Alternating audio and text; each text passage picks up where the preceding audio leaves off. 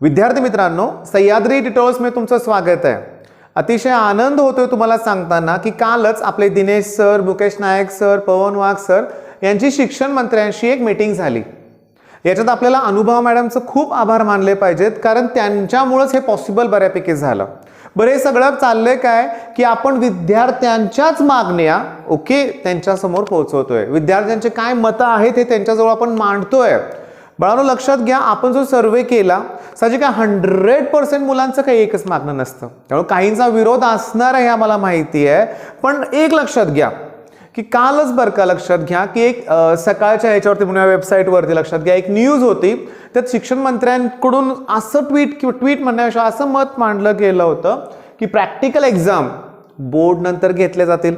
बघा, त्यांचा विचार चालू आहे, क्वेश्चन बँक प्रोव्हाइड करणार आहेत, विचार चालू आहे म्हणतायत, 2-3 नाही 15 तारखेपर्यंत निर्णय होणार। आणि तिसरं महत्वाचं काय, गॅप इन 2 पेपर्स, याच्यावर सुद्धा विचार चाललाय। म्हणजे दिनकर पाटील साहेबांचं म्हणणं काय होतं की दरवर्षी असाच पॅटर्न असतो, मग याच वर्षी का चेंजेस हवेत।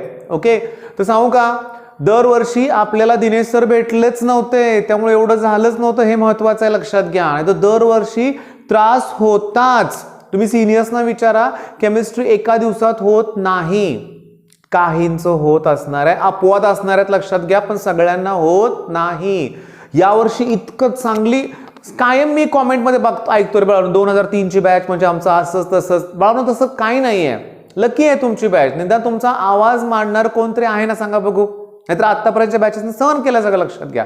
मग मेन पॉईंट काय की या 3 मागण्या मला पण महत्वाच्या वाटतात। बघा ना, जर प्रॅक्टिकल एक्झाम बोर्ड नंतर झाली तर अभ्यासाला वेळ मिळणार आहे। कसं सांगू तुम्हाला मी, आता कंडिशन आपण सांगू शकत नाही कशी असेल ते, कदाचित बोर्डची एक्झाम पोस्टपोन सुद्धा होऊ शकेल, मग त्यानंतरच प्रॅक्टिकल एक्झाम झाली तर हा अभ्यासाला वेळ मिळेल। नाही 23 एप्रिललाच बोर्डची एक्झाम सुरू करा, काय हरकत नाही, निदान ते अगोदरचे दिवस तर मिळतील ना। बाळांनो, प्रॅक्टिकल एक्झाम मध्ये तुम्हाला वाटेल काय फक्त फिजिक्स, केमिस्ट्री, बायोचं प्रॅक्टिकल, तसं नाहीये, मॅथ्सचे पण प्रॅक्टिकल एक्झाम असते, लक्षात घ्या। मग तुम्हाला वाटेल फक्त 4 दिवस, तर नाही, त्याची प्रिपरेशनसाठी पण वेळ जातोय। त्या दिवशी दिवसभर तुम्हाला कॉलेजमध्ये जावं लागणार आहे, आणि आताच्या काळात लॉकडाऊन सुरू आहेत बऱ्याचशा जिल्ह्यामध्ये। मग काहींची एक्झाम अगोदर, काहींची नंतर, असं गोंधळ सरकार तर नाही करेल असं वाटतंय मला, योग्य निर्णय घेतील। त्याच्यानंतर क्वेश्चन बँक, एक लक्षात घ्या, बोर्डना अगोदर पण बऱ्याच वेळा क्वेश्चन बँक प्रोव्हाइड केलेत। मी तुम्हाला काय सांगतोय की तुम्हाला युट्यूबवरती आम्ही जे IMP क्वेश्चन्स देतोय ना ते करा। क्वेश्चन बँक्स ठीक आहे, MCQ व्हेरी शॉर्ट आन्सरसाठी एकदा चेक करा बरं का बाळांनो, पण मेनली डेरिव्हेशन्स वगैरे ठरलेली गोष्टी असतात त्याच करा। आता गॅप इन 2 पेपर्स हे दिलंच पाहिजे रे, निदान 2 ते 3 दिवसाचा गॅप तरी हवाच आहे केमिस्ट्रीला। मॅथ्सला पण 2 दिवसाचा गॅप हवा आहे, फिजिक्सला लकीली मिळतोय, ज्याचं मराठी नाही आहे, हिंदी नाही आहे, अशा मुलांना लकीली 2-3 दिवसाचा गॅप मिळतोय, हे लक्षात घ्या। बरं, आता माझं नेहमीसारखं तुम्हाला सजेशन आहे, 15 तारखेपर्यंत वाट बघूया आपण, नक्की आपल्या हिताचाच निर्णय जाहीर केला जाईल, लक्षात घ्या। आणि मला त्यात तुम्हाला आणखीन एक गोष्ट सांगायची, लक्षात घ्या, हे सगळेजण प्रयत्न करतात, विचार करा, पवन वाघ सर आय थिंक ते जळगावचे आहेत, तिथून ते मुंबईला आले, मुकेश नायक सर औरंगाबादवरून ते मुंबईला आले। आम्हाला काय ते सरांना काय पिकनिक करायसाठी आले का, फिरायसाठी आले होते का, नाही, तुमच्यासाठी आले होते, लक्षात घ्या। त्याच्यामुळे तुम्ही थोडं समजून घ्या, मॅक्सिमम मुलांच्या मागण्या त्या आम्ही तिथं पोहोचवतोय, हे मी पुन्हा सांगतोय बरं का, कारण सगळेच काही मुलं नाराज आहेत, काय चाललंय हे, तुम्ही डिस्ट्रॅक्ट करताय मुलांना, कशाला पाहिजे गॅप।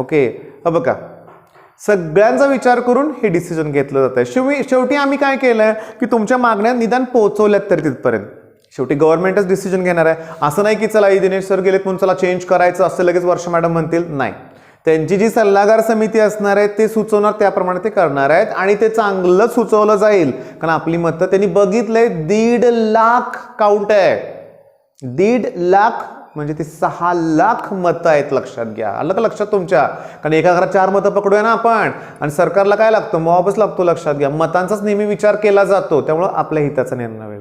मग आता थोडंसं अभ्यासाकडे वळूया। आजची टेस्ट कुठली आहे, सॉलिड स्टेट। आता मी तुम्हाला सजेस्ट काय करतो सांगतो ते नीट लक्ष द्या। सॉलिड स्टेटची प्रिपरेशन करताना तुम्ही ना स्टार्ट न्यूमेरिकल पासूनच करा बरं का बाळांनो, सिरियसली। तुम्ही म्हणाल सर थेअरी नाही न्यूमेरिकल कसं काय, थेअरी तुम्ही अगोदर केले ना, तर रिव्हिजनचा पॉईंट आहे ना।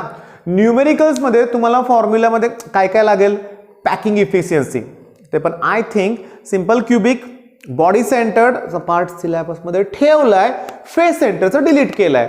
काय पण डिलीट केलं लक्षात घ्या. मला काय म्हणायचं बघा की 2 पार्ट आहेत, तिसरा कशाला डिलीट केलाय, पण ठीक आहे, FCC डिलीट आहे. मग तुम्हाला पॅकिंग इफिशियन्सी न्यूमेरिकल्स करायचे. अरे काय न्यूमेरिकल, व्हॅल्यू फिक्स आहेत त्या लक्षात घ्या. ओके, त्याच्यानंतर डेन्सिटीचा फॉर्म्युला काय सांगा, झेड, आठवतोय तुम्हाला फॉर्म्युला, ZmA³ आणि ॲव्होगॅड्रोस नंबर. ठीक आहे, डेन्सिटीचा फॉर्म्युला आहे. याच्यावरती न्यूमेरिकल्स ऑलमोस्ट प्रत्येक वर्षी आहे 3 मार्काला. टॉपिक एक तर 5 मार्काचा, 3 मार्काचं तर न्यूमेरिकल येत आहे लक्षात घ्या. मग थिअरी यात जास्त नाहीच आहे. थिअरीमध्ये मी तुम्हाला सांगू का, पहिला पॉईंट करायचा defect in crystal lattice. Okay, ते स्कॉटकी डिफेक्ट बरोबर ना, तसले डिफेक्ट्स, त्याचे डेफिनेशन्स, त्याचे एक्झाम्पल्स करायचे MCQ साठी लक्षात घ्या. पहिल्यांदा डिफेक्ट्स नंतर लक्षात घ्या, एक जुन्या सिलेबस मधला फेवरेट क्वेश्चन होता, डिस्टिंग्विश बिटवीन क्रिस्टलाइन सॉलिड आणि अमॉर्फस सॉलिड. नाही, आता सिलेबस मधून कट केलंय. मग डेफिनेशन कुठले आहेत रे, ते ॲनिसोट्रॉपी अशी डेफिनेशन आहे. मी नेहमी तुम्हाला बाळांनो सजेस्ट करतोय बरं का, पुन्हा एकदा सुचवतोय पण, की टार्गेट पब्लिकेशनचं बोर्ड क्वेश्चनचं बुक वापरा. तुम्हाला कुणाही IMP क्वेश्चन कोणाला मागायची सुद्धा गरज लागणार नाही, सगळं दिलेलं आहे याच्यात लक्षात घ्या. बघा, ॲनिसोट्रॉपीची डेफिनेशन मार्च 2017-19 2 वेळा रिपीट झाले. ओके, डिफेक्ट्स बऱ्याच वेळा रिपीट झालंय. बरं, आता उरलं काय मग ह्याच्यात, डिस्टिंग्विश कॅन्सल केलंय, क्लासिफिकेशन. हा बघा, सॉलिडचं क्लासिफिकेशनचे पॉईंट्स करा. तुम्हाला असा प्रश्न विचारलाय जुलै 2018ला, 4 एक्झाम्पल दिलेत आणि क्लासिफाय करायला सांगितलं त्यांनी लक्षात घ्या. पोलार आहे, non polar, molecular solid, covalent solid, असं तुम्हाला क्लासिफिकेशन करावं लागेल. ओके, आता अतिशय सोपे प्रश्न पण आहेत की फेस सेंटर्ड क्युबिक लॅटिसमध्ये टोटल नंबर ऑफ ॲटम किती असतात युनिट सेलमध्ये. मग तुम्हाला माहिती आहे ना, सिंपल क्युबिक असेल तर एकच ॲटम असतो, बॉडी सेंटर्ड 2 आणि फेस सेंटरला किती 4. असले क्वेश्चन्स आलेत MCQ म्हणून. ओके, बर. आता थिअरी तुम्हाला मी सांगितलं एवढंच आहे, याच्यापेक्षा जास्त काही नाहीच आहे. कुठं मग टॉपिक अवघड आहे, काहीही अवघड नाही आहे लक्षात घ्या. बर, आता एक लक्षात घ्या, मी तुम्हाला सांगतो काय ते, सॉलिड स्टेट आपली आय थिंक थर्मोची पण टेस्ट झालेली आहे, त्याच्यानंतर डेरिव्हेटिव्हची टेस्ट झाली. ओके, मॅट्रायसिसची काल टेस्ट झाली. एकंदरीत टेस्ट खूप छान सुरू आहे, पण अजून देखील म्हणावा तसा विद्यार्थ्यांचा सहभाग नाही आहे. तुम्ही या गोष्टी सोडून द्या, 15 तारखेपर्यंत वाट बघा. तुम्ही पहिल्यांदा शेड्यूल फॉलो करा टेस्टचं. रेग्युलर टेस्ट या द्या बाळांनो, लक्षात घ्या. संख्या अजून वाढली पाहिजे. 300-400च्या वरती मुलं वाढत नाही आहेत अजून. टेस्टला घाबरतात मुलं.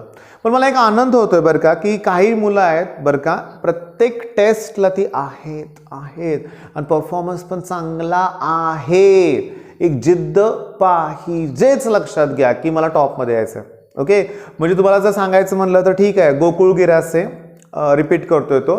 तुम्ही बघा टेस्टचा रिझल्ट, प्रत्येक टेस्टमध्ये तो टॉप 10 मध्ये आहेच कन्सिस्टंटली लक्षात घ्या. पण मी माझ्या समोर बघतोय त्याला, अगदी दिवसभर तो अभ्यास करतोय, अगदी जीव तोडून म्हणूया आपण. मग असा अभ्यास करण्याची गरज आहे. आणि रेग्युलर मुलं आहेत ना, हे बघा, रेग्युलर मुलांनी पहिला बोर्डची तयारी करा. हे करत असताना आपोआप MCQ तुमच्या होणार आहेत, हे पण लक्षात घ्या. ठीक आहे. आणि आता अतिशय महत्त्वाचा पॉईंट, पार्शल ड्रॉपर.